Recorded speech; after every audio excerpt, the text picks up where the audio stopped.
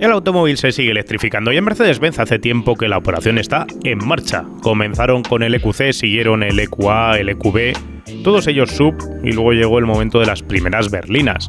Por un lado, la de representación, la más grande, el EQS, que está bastante separado del clase S en cuanto a estética y también en cuanto a plataforma. Y ahora tenemos con nosotros el EQE, un sedán de corte deportivo, 5 metros de longitud, que aspira a ser el CLS electrificado de la Casa de la Estrella. Yo soy Guille García Alfonsín, esto es Power Hour con la energía de Total Energies.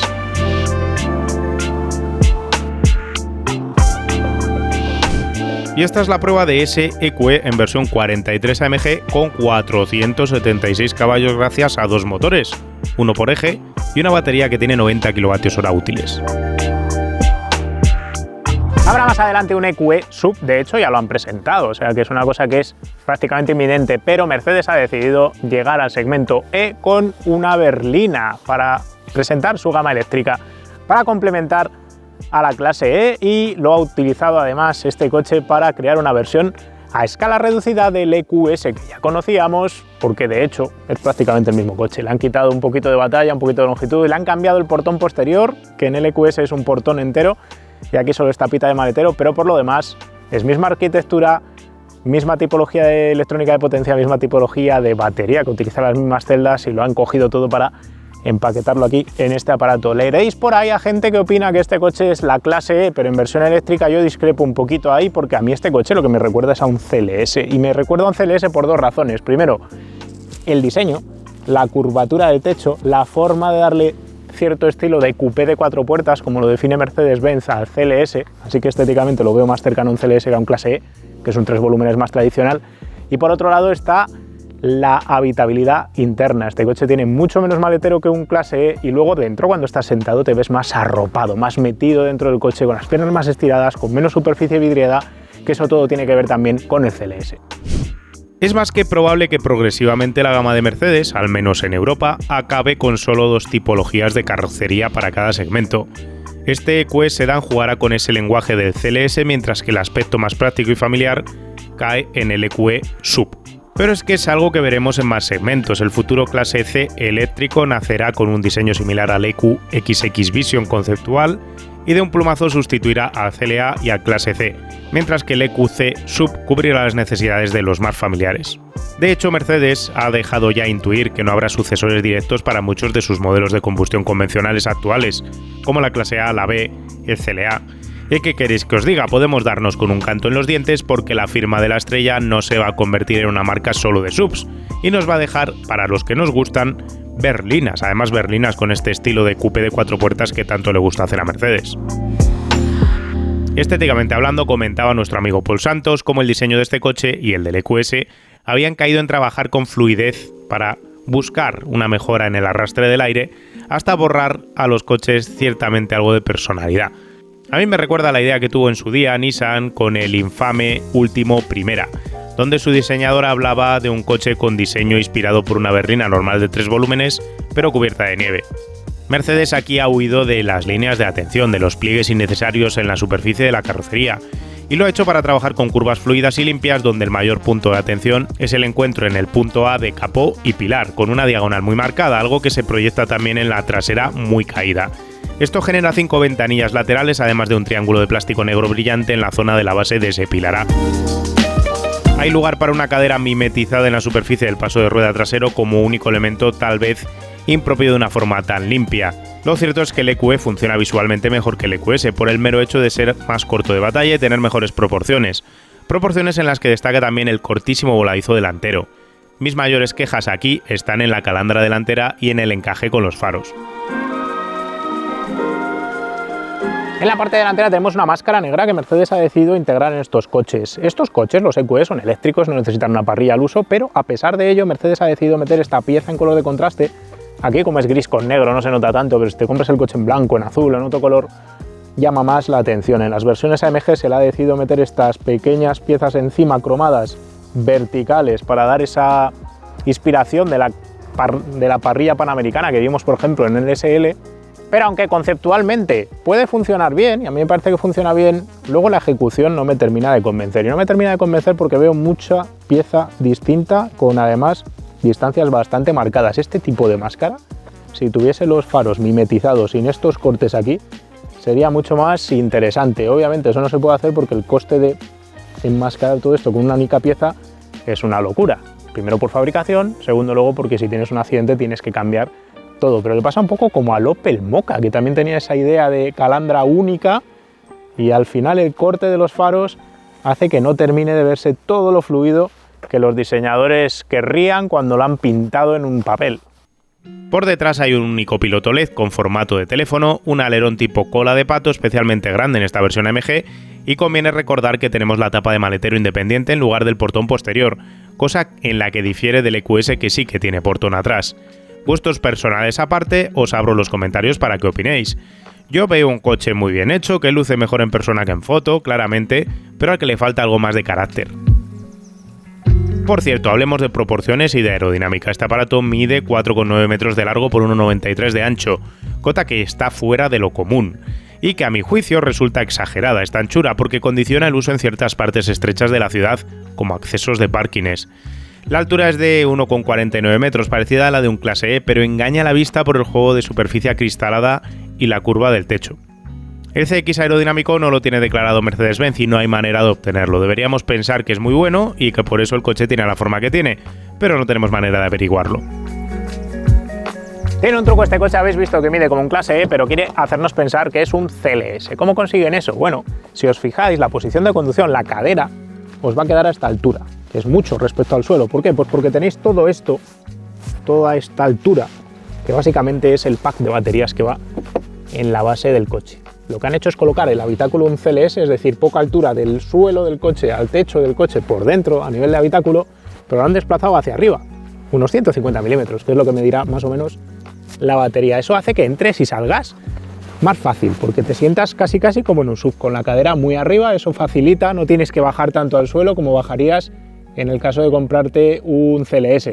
Pero después, cuando te sientas, tienes posición de piernas estiradas y llevas una cabeza cerca del techo, tienes esa sensación de estar en un CLS, pero como si le hubieras puesto ruedas de todoterreno, como si estuviese levantado. Justo es ese perfil extraño de tener esa mezcla de altura versus compresión en el habitáculo. Y ese es el juego que utiliza Mercedes para tener ese pseudo CLS, pero levantado. Una vez que te sientas dentro, tiene una posición de conducción algo peculiar. Peculiar porque el salpicadero está muy arriba. Voy a encender el coche para que se vayan las cosas al sitio.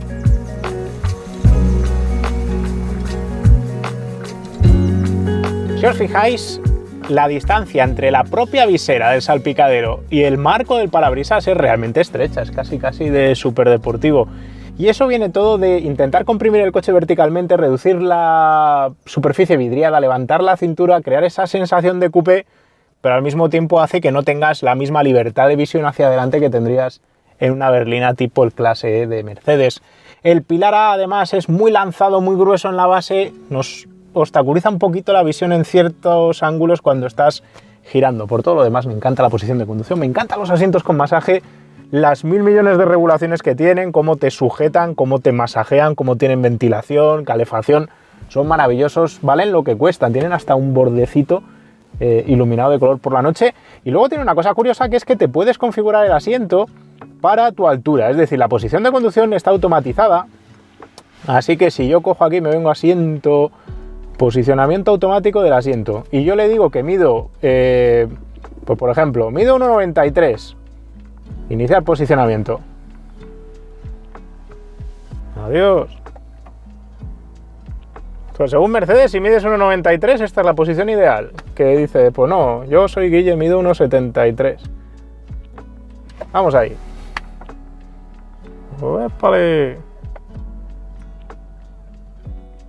Y la verdad es que lo clavo bastante. Solo tengo yo una queja aquí, que es que el volante queda muy arriba respecto a donde apoyarían los brazos. Te invita a conducir por debajo de la mitad del volante con esta posición. Yo lo bajaría un poquito y me lo acercaría un poquito, pero ahí ya estaría. O sea, realmente lo hace muy bien este Mercedes.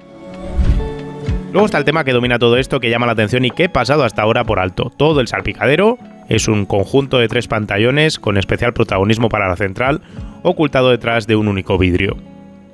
Mercedes llama a esto Hyper Screen y lo estrenó en el EQS para colocarla ahora como opcional en este EQE. ¿Es necesaria tanta pantalla y tan grande? Realmente no. Pero dicho esto, y más allá del primer impacto futurista y exagerado, la realidad es que luego, a la hora de usar el coche, resulta útil y resulta práctica. El pantallón enorme permite navegar con visión satélite a gran pantalla. Los menús son fáciles e intuitivos y como casi todo es táctil, está bien que todo sea grande porque es más fácil de atinar con el dedo. Piensa que esta disposición de salpicadero no llega a todos los EQE. Ya donde no está, te conformas con una pantalla vertical al estilo del Clase C, pero con software idéntico a este que hemos probado. Aquí el gran beneficiado puede ser el pasajero delantero, que tiene una pantalla para sí en exclusiva. Sea como sea, la ergonomía contiene el fallo de tener el clima táctil, pero dentro de los climas táctiles al menos se atina fácil. Queda cerca de la mano y siempre está visible, así que se lo perdono a medias. El resto de mandos principales son físicos para luces y limpialunetas.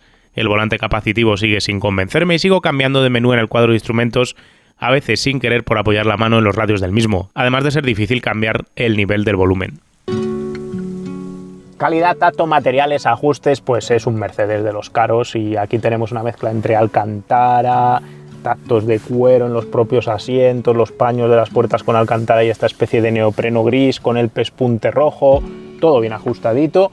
Algún pequeño detalle que cruje por aquí, pues por ejemplo esta parrilla para el altavoz que va justo aquí en medio, lo hemos visto que está un poquito suelto, pero el resto del coche es un coche que vale lo que cuesta, es decir, te aparenta que es un coche de 100.000 euros, te montas y tienes la sensación de que es un coche de 100.000 euros con todo metal allá donde tiene que ser metal, con buenas sensaciones en general. Además tiene la ventaja de un coche eléctrico, que tenemos 1.000 millones de sitios donde dejar cosas, porque toda esta consola central no tiene que pasar un túnel de transmisión, aquí abajo también tenemos sitio para dejar cosas, la consola se extiende hasta atrás, así que resulta también muy práctico a la hora de quitarnos las cosas de los bolsillos. Atrás hay espacio para las rodillas como en un Clase E, pero el espacio para la cabeza queda algo limitado, aunque no tanto como en un Taycan, por ejemplo. El suelo no está especialmente alto y como la banqueta tiene buena curvatura y se hunde atrás, es un coche cómodo aquí atrás porque puedes apoyar los muslos. Además hay buenos materiales aquí rodeándote, tienes clima independiente de 2 zonas, tienes salidas USB, es un ambiente de coche caro.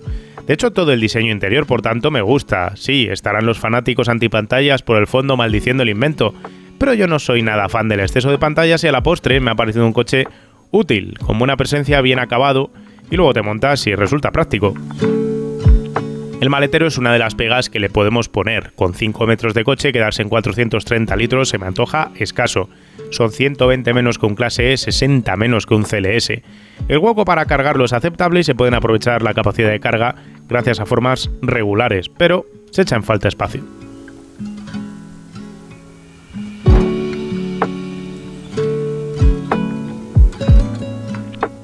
El EQE es un EQS recortado, esta es la mejor definición técnica que os podemos dar y es una buena noticia. Se emplea una plataforma modular para crearlo con 3,12 metros de batalla, que es una salvajada, en un coche de 2,5 toneladas, que es otra salvajada.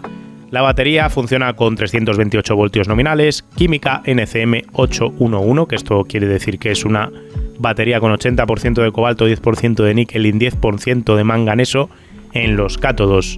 Tiene 90,6 kWh de capacidad útil, repartidos estos kWh en 360 celdas, repartidas a su vez en 10 módulos. Se puede cargar a una potencia máxima de 170 kW en un cargador rápido. Y si lo cargas con corriente alterna, el cargador embarcado permite chupar hasta 22 kW de potencia en punta. La capacidad bruta de la batería es 100 kWh y tiene una garantía de mantener el 70% de su capacidad neta de carga por 250.000 km o 10 años.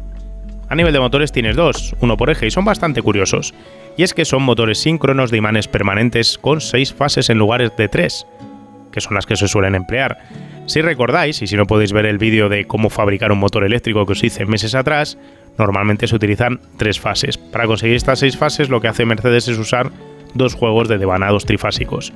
Mercedes no separa la potencia de cada uno de los motores en la ficha técnica y solo habla de una potencia total combinada de 350 kilovatios, que son 476 caballos en nuestra medida convencional.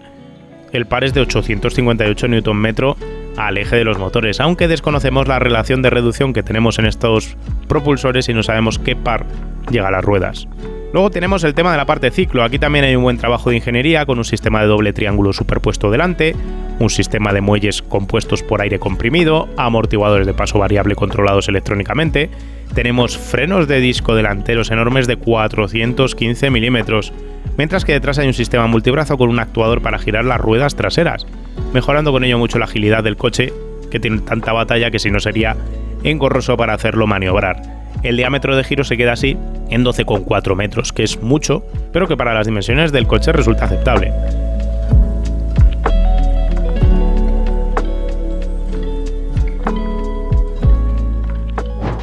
Ahora viene el momento de la duda mientras Martín lo pillamos con el destornillador en la mano tras haber abierto el registro. Martín, si esto hay que hacerle la alineación trasera porque tiene dirección atrás, ¿cómo se alinea un coche que tiene dirección trasera? En este coche desconozco la operativa exacta, porque no se me ha presentado la ocasión, pero estoy casi seguro que es como cualquier otro coche con dirección atrás. Se trata de cuadrar el volante siempre con el motor arrancado en ese coche, arrancado, pero para que coja el punto cero, y se alinea en estático igual. Dudo que el coche pueda medir, o sea, electrónicamente evidentemente sabe en qué punto está la cremallera, pero dudo que mecánicamente sea capaz de autoajustarse. Autoajustarse no, porque es cremallera continua, por lo que veo. Entonces, claro, al final lo que tú tienes que ajustar es... Que no irá a 0,0 cuando lo pones a 0 delante, quiero decir, habrá un ajuste de cerrado, ya de cerrado un poquito cerrado, cuando vaya normal. Apostaría por ello, apostaría entonces, cerrado. Cuando el volante está recto, habría que ponerlo en 0 y después ya jugar a él. Y solo. ya juegas tiene convergencia de cada lado, con una rótula y la verdad que bastante bien resuelto. Bastante bien resuelto, sí. Mucha chapa de protección, pero poco. En Porsche, con los GT3 y demás, con los turbo, con eje trasero tridireccional, así. Lo que pasa es que los Porsche sí llevan dos motores independientes. En esto no es una camioneta continua. A pesar de las 2,5 toneladas, el EQE es rápido y es silencioso. El tema del sonido lo ha clavado en 62,7 decibelios a 120 por hora, que es de los coches más bajos, donde lo único que se escucha realmente es algo de ruido aerodinámico, ya que el rodar de los neumáticos ni está ni se le espera. En pegada hemos hecho en 1,5 segundos el 60 a 100, y en 2 segundos y una décima el 80 a 120. Cifras que son propias de un SL63 AMG que probábamos semanas atrás y nos hablan claramente de un coche con una pegada brutal a la hora de acelerar. La punta, eso sí, está limitada a 210 por hora, aunque el cuadro de instrumentos te marque 280, pero es típico que los coches eléctricos, incluso los de altas prestaciones, se queden cortitos en cuanto a velocidad punta. 210 tampoco me parece escaso si haces mucha autobahn y estás acostumbrado a ello, vives en Alemania, pues sí, claramente corre menos de lo que habitualmente correría un CLS equivalente, por decir algo. Ahora bien, en aceleración es difícil igualar este coche. Habéis visto las cifras, habéis visto que son cifras de un SL63 de Mercedes AMG, y no se trata ya de la capacidad de aceleración que tiene, que es brutal, sino cómo la consigue, que esto también es un típico argumento de coche eléctrico, porque es un coche capaz de encontrar motricidad allá donde la haya y conseguir esas cifras de aceleración sin ningún tipo de esfuerzo ni necesidad por parte del conductor de ser un consumado volantista, porque el coche es capaz de bajar la potencia al suelo sin dramas, y eso también va a condicionar después el aspecto dinámico del coche. Desgraciadamente, a pesar de ser una AMG, la parte dinámica no es tan brillante como otras de sus cualidades. Así que enunciemos primero esas cualidades. Como coche de viaje es una máquina increíble. No solo es cómodo, silencioso, sino que tiene la suspensión con una de las mejores capacidades de control de bacheo y movimientos que he probado. Da igual que sean tapas de alcantarillas, rizos enormes en el suelo, raíces de árboles, badenes largos, cortos, resaltos, lo que sea. Todo lo digiere con tal capacidad y control de amortiguación que para mí es una de las mejores pisadas que he probado jamás en un coche. A eso suma un control de crucero inteligente y una frenada regenerativa adaptativa tan habilidosa que es de esos coches donde claramente notas que conduce más el coche que tú en ciertas circunstancias en la autovía.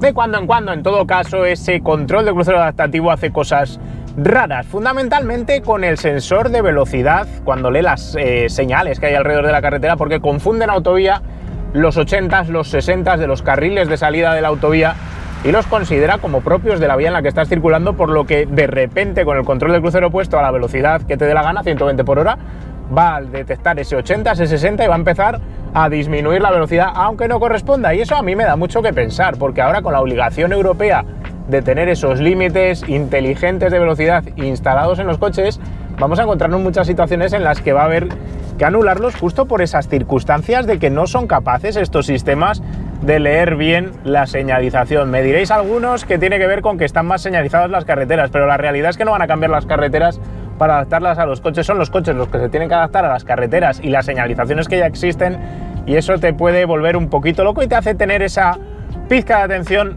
adicional de cuando en cuando ves que el coche empieza a perder velocidad. Otras circunstancias en las que se vuelve un poco loco, bueno, pues leyendo las líneas de carril para mantenerte centrado en el carril. En alguna ocasión con sol de frente me ha ocurrido que el coche ha perdido un poquito la referencia y eso hace que de pronto pues se vaya al otro carril izquierdo o al derecho. Es un coche que, como está tan automatizado y va tan bien conduciéndose casi solo contigo con las manos en el volante y fijándote en la carretera, al final te encuentras esas circunstancias en las que tienes que actuar y tienes que estar preparado para actuar, y es cuando te das cuenta dónde están los límites de estos sistemas de cualquier marca y de cualquier coche. Y eso que el de este Mercedes probablemente sea el mejor que he probado de todos los coches de la producción que se venden actualmente en España. Si se hace de noche, los faros son brutales. Nunca vi unos proyectores con tantísima capacidad de crear sombras específicas y seguirlas para permitirte mantener largas mientras te estás cruzando con otros coches. Con semejante rodar, con semejante confort, con semejantes butacas, equipo de sonido, masaje en los asientos, entorno, visibilidad, todo, la única pega de este coche a la hora de tragarse muchos kilómetros tiene que ver con su consumo y, por ende, con su autonomía, especialmente a alta velocidad. Ya el coche nos anuncia un consumo que puede llegar a 22,5 kWh cada 100 km en su homologación combinada WLTP, pero es que la realidad es superior a esa cifra, muy superior, desgraciadamente. A la velocidad habitual de una autovía, sin perder puntos de carnet, pero por encima de los 120 por hora de programador, y sin cambio de altura marcado, en 180 km promediamos unos alarmantes 29,5 kWh cada 100 km, lo que deja el coche con una autonomía de 300 km justitos, lo que te va a obligar a parar cada 2 horas si quieres mantener ese ritmo. Para mí eso es una mala señal en cuanto a consumos de autovía. Claro que en el combinado puedes bajar esa cifra. Nosotros hemos hecho un Alcalá-Logroño-Alfaro, Logroño-Alcalá de Henares de fin de semana para probarlo. El resultado final del viaje es de 26,4 kWh a los 100. No es tan feo como el consumo que hemos sacado a 140 de marcador por autovía, pero sigue siendo malo, las cosas como son. Al menos sabes que puedes hacer 340 km entre recargas y cumples uno de mis criterios mínimos. Pero es un coche, este EQE43, que te obliga a parar mucho si a menudo haces viajes de larga distancia por autovía, al ritmo que habitualmente se viaja con estos aparatos. Claro que este exceso de consumo debería de ir acompañado de un exceso de prestaciones también, ¿no? Porque al final estás intercambiando consumo a cambio de pegada. Y este coche, en cuanto llegas a unas carreteras de curvas, la pregunta que nos tenemos que hacer es: ¿se tragan las curvas como una AMG? ¿Te da esa sensación? La compostura, la puesta a punto, el paso por curva que tiene, no tiene otro calificativo que soberbio. Lo hace muy muy bien. Es un coche que hace todo lo que le pides y lo hace de manera competente. Entra bien en la curva, tiene un tren delantero muy resistente en curvas medias o de alta velocidad. Donde tienes un poquito más de pega son las curvas lentas, donde más puedes arrastrar por exceso de peso. Pero quitando ese acceso a curva lenta, luego te encuentras con un tren trasero que también te acompaña si vas al gas rápido, porque tiene un reparto de potencia que predomina la potencia siempre en el eje trasero al salir de las curvas, lo que te hace que te acompañe y te vas a arrastrar un poquitín. Problemáticas de eso obviamente tienen que ver con el peso, 2,5 toneladas deslizando de lado, tiene unas inercias brutales, el coche se mueve mucho, de manera brusca, la verdad, y hay que estar preparado para cazar y para colocar el coche en el sitio. Los controles de estabilidad son maravillosos para eso, no te va a morder el coche mientras los tengas activados. Si desactivas todo, sigue siendo un coche que sí, hay que tener en cuenta el peso, sí hay que tener en cuenta lo que estás moviendo. Ya lo veréis en el mega comparativo de subs eléctricos, que al final con tantísimos kilos, cuando se desmandan las cosas en todo este tipo de coches, pues tienes 2,5 toneladas para acompañarte, que es un poco el lío que te puede preocupar. No es un coche que puedas pivotar en pleno apoyo con una batalla tan larga, y hay cosas que se le atragantan por exceso de anchura y peso, fundamentalmente los tramos muy lentos. Pero en cuanto la carretera se hace algo más ancha y algo más rápida, el EQE43 se la devora con aplomo y sobre todo con total inmunidad ante cualquier bache que tengas en medio de la trazada. La única pega marcada que le he encontrado a este coche es una que cada vez prácticamente que probamos un Mercedes acabo poniendo como crítica, que es el tacto del pedal de freno. Y aquí, como buen eléctrico de Mercedes que es, magnifica esa problemática con un servofreno muy extraño. Si dejas la regeneración en niveles bajos, te encuentras con un pedal que tiene mucho recorrido muerto y después un pedal muy duro a la hora de frenar. Si pones mucha regeneración, te encuentras un pedal que se baja él solo a una posición inicial donde tiene la regeneración y después tienes que apretar tú muy fuerte el pedal. Esa extra de presión hace que no tengas además buen control de cuánto estás frenando, cuánto tienes que quitar de pedal para poder gestionar bien la frenada. Y no hace falta ir muy rápido para empezar a tener problemas con los frenos, porque me he encontrado que en puerto de montaña, viajando con la familia y con las nenas detrás y queriendo hacer una conducción suave, no terminas de encontrar ese punto de frenada que te permita frenar de una sola frenada, voy a decir, valga la redundancia, es decir, apretar el freno una cantidad y que sea esa la cantidad que quieres. Acabas jugando con cuánto mueves, acabas consiguiendo frenadas un poco inconsistentes. Ahí Mercedes tiene un gran debe todavía a la hora de desarrollar estos sistemas para coches eléctricos, porque sigue sin tener el tacto ideal que, por ejemplo, sí tiene o sí ofrece el Porsche Taycan en cuanto a talado del pedal. Cierto es que este coche tiene 260 kilovatios de potencia de regeneración en frenada, y eso es mucho, y eso también condiciona ese tacto del pedal de freno después, porque consigue tantísimo regenerando que la frenada mecánica pasa a un segundo plano. Pero el problema no es la retención que tiene, el problema es el tacto del pedal y cómo dosificas ese poder de detención.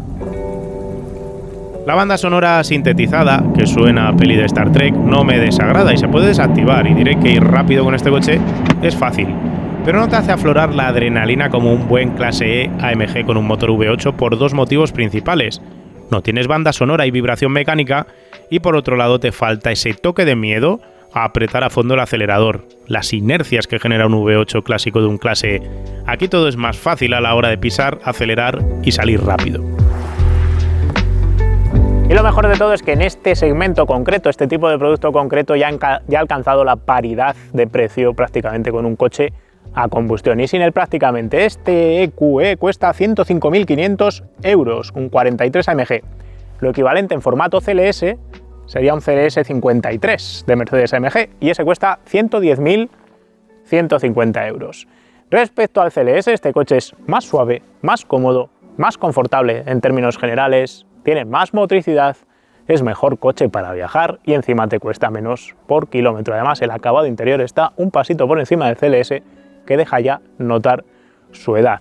¿Dónde no se justifica este coche frente al CLS? Vamos a ponernos en situación. Si eres el cliente de Mercedes que se está pensando comprar un EQE, un clase E o un CLS por alrededor de 110.000 euros, este coche es mejor coche siempre y cuando no hagas más de, 5 o 6 viajes al año que pasen de 300, 400 kilómetros de autovía seguidos. ¿Por qué? Pues porque es cuando realmente este coche te obliga a estar un poquito más pendiente y parar a recargar, sobre todo porque tiene ese consumo de autovía tan elevado que os hemos comentado. Si eso al final sucede en las vacaciones de Navidad, en las de verano, en 3 escapadas que hagas de fin de semana y se van a quedar ahí el tema, y el resto del año lo que estás haciendo son menos de 300, 400 kilómetros al día, sobre todo con itinerarios urbanos y cosas así, en esas circunstancias es mejor compra este coche que el CLS. Y eso ya me parece todo un logro para los coches eléctricos. En el momento en el que cambies de perfil de uso y te encuentres ante un directivo o comercial que utiliza el coche todas las semanas para hacer viajes de 600, 700 kilómetros, ahí todavía no es recomendable este aparato, porque te va a hacer preso de estar buscando cargadores y vas a perder horas y horas al mes cargando el coche. Pero bueno, eso es un problema que es común para este coche y prácticamente para cualquier otro eléctrico. Frente a otros eléctricos, sí que si gastase un poquito menos, pues sería algo positivo, porque se le saca poco partido a esta batería de 90 kWh cuando vas por autovía o autopista. Si este coche bajase un poquito el consumo, sería un coche que estaría más cerca del i4, que para nosotros es la referencia. Tanto el 40 como el M50 son coches mucho menos sedientos a nivel de electrones, y esa falta de sed que pasa también con los Tesla hace que vayas un poco más libre en cuanto a kilometraje, sobre todo si eres alegre de pie derecho. Otro tema es que hablemos ya de coche de divertirse, que obviemos el tema del medio de transporte y nos centremos en me he comprado una AMG porque me lo quiero pasar bien. Hay el CLS con el motor V8 y con la tracción predominantemente trasera. Es un coche que te va a sacar más adrenalina y más sonrisas por kilómetro, por 2 razones fundamentales. Una razón es la banda sonora, el V8 es inigualable respecto a cómo suenan estos aparatos, con ese sonido a ciencia ficción que habéis escuchado. El V8 no tiene parangón ahí le gana sí o sí. Y luego está la dinámica de conducción. Este coche es efectivo, es rápido, tiene mucha más motricidad de la que puede tener un CLS de combustión, pero le quita toda esa emoción, ese miedo que puedes llegar a tener a conducir un V8 AMG queriendo morderte en cada curva, a la salida de cada curva, y que te obliga a trabajar. Este coche te obliga mucho menos a trabajar, es un poco más torpe también en curva lenta, aunque tampoco te creas tú que el CLS es una maravilla de la agilidad, pero con el CLS te lo pasarías mejor en un track day o en una carretera de curvas combinadas, pasando más riesgos y pasando también más miedo, porque este coche es más para todos los públicos, para ir rápido. Y ahora es el momento de buscar un EQE AMG en Wallapop para ver si hay unidades de preentrega, y luego vamos a buscar un CLS AMG para ver en qué precio se mueven las unidades de los 2 últimos años. Así que ponemos aquí Mercedes EQE y no hay nada por aquí. Fijaos que de momento no hay EQEs prematriculados. Si buscamos Mercedes EQS, ¿qué pasa? Es EQS. EQS tampoco hay ninguno para poderse comprar. Es normal, por otra parte, son coches que acaban de salir. Pero en cambio CLS va a haber un porrón, ya lo veréis. Dale aquí coches, venga. La fiesta del CLS, madre mía, cuántos hay. Vamos a quedarnos con los del último año. Del 21, bueno, solo del 22, que tenemos 12 meses. No hay ninguno de los últimos 12 meses. La verdad es que es un coche que funcionó muy bien comercialmente, pero con los últimos tiempos pues se ha vendido menos. Por ejemplo, tenemos aquí dos CLS, un CLS solo. 70.000 euros por este de 2021 con motorización diésel de 330 caballos. Sería algo parecido al eléctrico. Si os fijáis, es que la estampa lateral ya es similar. Un coche, pues mira, un CLS 400 diésel. Tiene buena pinta el aparato, ¿no? Pues veis que está en 70.000 euros. Tampoco es mucho más barato, eso que tiene un año, de lo que están pidiendo por el EQE AMG. ¿Qué otra cosa podríamos comprar? Ahora en el vídeo voy a hablar de alternativas, pero nos podríamos quedar con el Model S de Tesla y ver alguna unidad. Y por ejemplo tenemos uno de 159.900. Es el problema del Model S, que es carísimo en proporción al precio que tendríamos en un EQE. Si ya bajamos a uno de 2020, pues tenemos por ejemplo por 63.000 euros uno aquí de 562 caballos en un FlexiCar, 83.900 por este. Vamos a buscar, a ver, en este caso con 22.500 kilómetros, 476 caballos, pues sería algo parecido a ese EQE, pero aún así 83.900 euros, un coche pues cercano al precio del EQE. Ya, mira, este está en Alcalá de Henares, lo tengo, sí, en ACECAR, lo tengo aquí cerquita de casa. Bueno, veis que hay bastante oferta de Model S con 2 años de antigüedad. Lo curioso es que de 2021 no hay prácticamente nada. 770 caballos. Hay todavía, quiero decir, empieza a haber coches para elegir. ¿Y qué pasa con el seguro en EQE 43 AMG? Pues vamos a ver qué precio nos dan para un todo riesgo de este coche con franquicia. Podéis ir haciendo apuestas mientras se calcula. Es un coche muy potente, pero es eléctrico. Normalmente suele tener seguros baratos los coches eléctricos. Recordad que siempre coloco los mismos atributos a la hora de buscar los seguros, que es un seguro para mí, 39 años, con el carné desde que tenía 18 años y teniendo en cuenta que no tengo siniestros a mis espaldas. Y el resultado es una póliza de 375 euros con una franquicia de 595, que para un coche de 100.000 euros está bien, con una puntuación de 7,05 con Reale. Aquí tenemos otro, este seguro no es a todo riesgo, es más barato. Si os fijáis en los precios en general, algunos son realmente increíbles. 5.527, 4.854, 989, 525 y de repente os descolgáis con este de 375. Cosa muy curiosa el hecho de estos coches tan potentes y eléctricos que a veces son difíciles de tasar. Dato curioso el que hemos visto hoy con Arpen, con nuestro patrocinador de búsqueda de precios de seguros. Y ahora vamos a cerrar el vídeo hablando de alternativas. ¿Qué te puedes comprar que se parezca a este coche? Absolutamente nada.